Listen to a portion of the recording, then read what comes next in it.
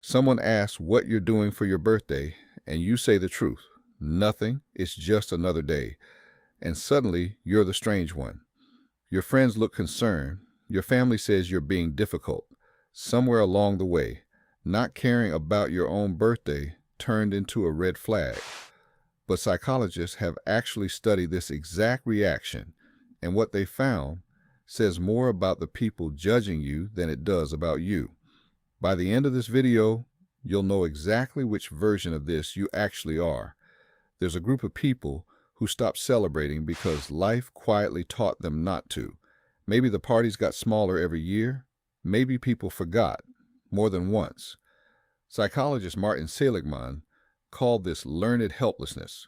When disappointment repeats enough times, your brain stops predicting a reward at all. Hoping just stopped being worth the cost. Then there's a completely different group, and it has nothing to do with pain. Deadlines, responsibilities, a calendar that never stops moving. Psychologists call it time blindness. When your brain is running so many tasks at once, a birthday gets filed under not urgent, right next to the dentist appointment you keep rescheduling. The day still matters to them. Everything else just got there first. Here's something worth noticing. When you tell people you don't need a party, they rarely just accept it and move on. They push back. They ask if you're okay. Some even seem almost offended. That reaction rarely has anything to do with you. When someone's ease around not being celebrated is genuine, it quietly challenges an assumption the people around them have never had to question.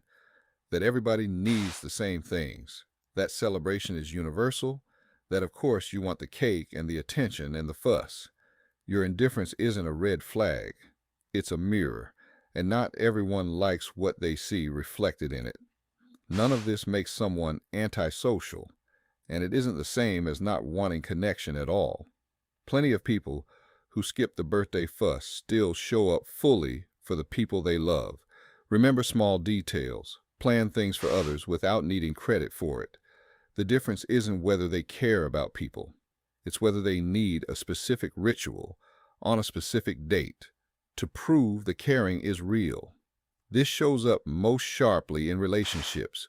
Your partner plans a surprise, genuinely trying to make you feel loved, and you find yourself feeling more managed than celebrated, smiling through something built around what celebration is supposed to look like, not around what actually makes you feel good. That mismatch is two different definitions of love colliding. One that says love shows up as effort and spectacle. One that says love shows up as being truly known. The people who've actually done the work here don't ask their partners to stop celebrating them. They just get specific about what actually lands. A quiet dinner instead of a surprise party. A real conversation instead of a room full of acquaintances singing on cue. And then there's a third group, the ones who genuinely mean it when they say they're fine.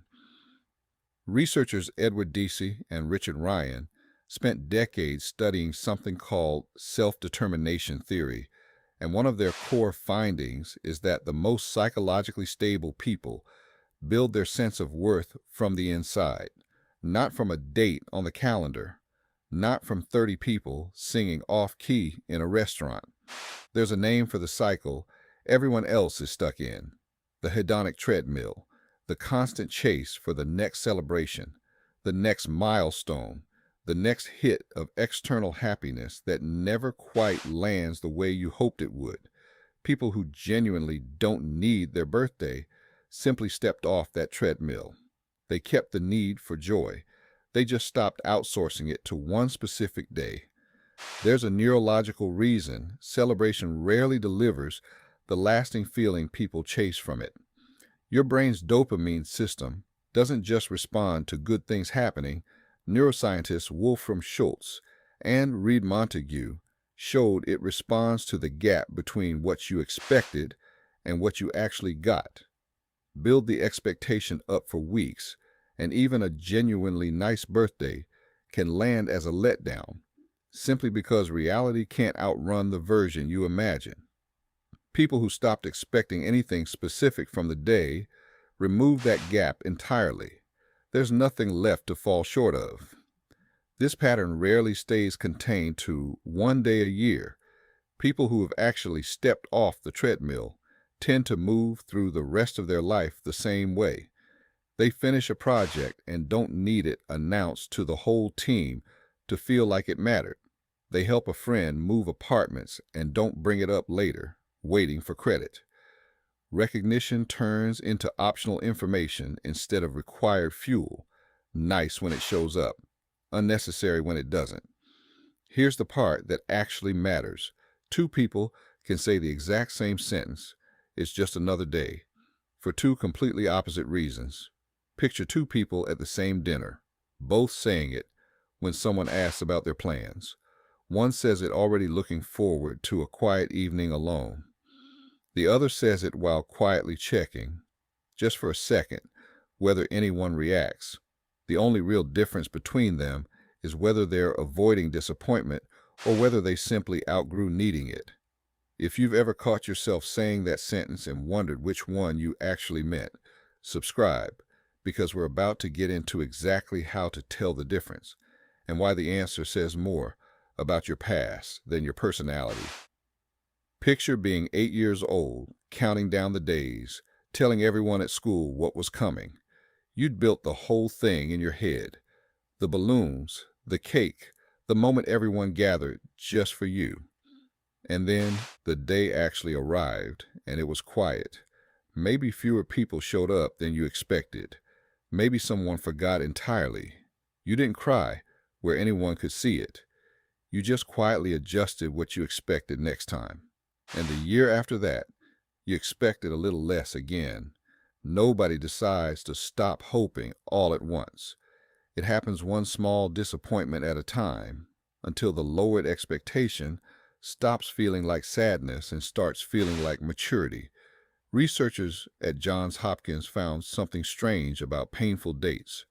Your brain doesn't just remember them, it relives them every single year, on schedule, whether you consciously notice it or not. They call it the anniversary effect. If a birthday quietly stings, even years after you stopped expecting anything from it, that's not you being dramatic. That's a nervous system keeping an old appointment.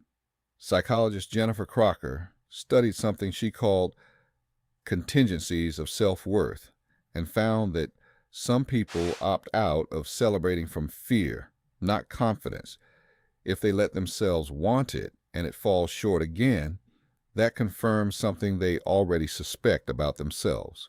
So they leave before the party can disappoint them first. That's a well-organized defense, wearing peace as a disguise. There's a simple way to tell which one is true for you. Ask what happens in your body when you imagine someone throwing you a surprise party right now. If the honest reaction is mild indifference, that's usually the real thing. If the reaction is a flicker of hope, followed immediately by bracing for it not to happen, that's the defense talking, not the peace. There's a second question worth asking too. When the day passes with genuinely nothing happening, do you feel relief, or do you feel a quiet ache you'd never admit to anyone? Relief points toward peace. The ache, even a small one, points toward a wound still waiting to be acknowledged instead of talked over. Real self-love was never about throwing the biggest party. It's about not needing one to know you matter. The version of you who genuinely doesn't need a candle and a cake to feel valued didn't get there by accident. They got there by deciding, deliberately, that their worth doesn't come with an expiration date once a year. So the next time someone asks what you're doing for your birthday, and the honest answer is nothing, it's just another day, sit with that answer for a second before you say it out loud. Ask yourself if it comes from peace or if it comes from protection. Either answer is valid. Only one of them is actually finished healing. If this explains something about your own birthdays, there's more of this kind of psychology waiting for you here. Subscribe, and I'll see you in the next one.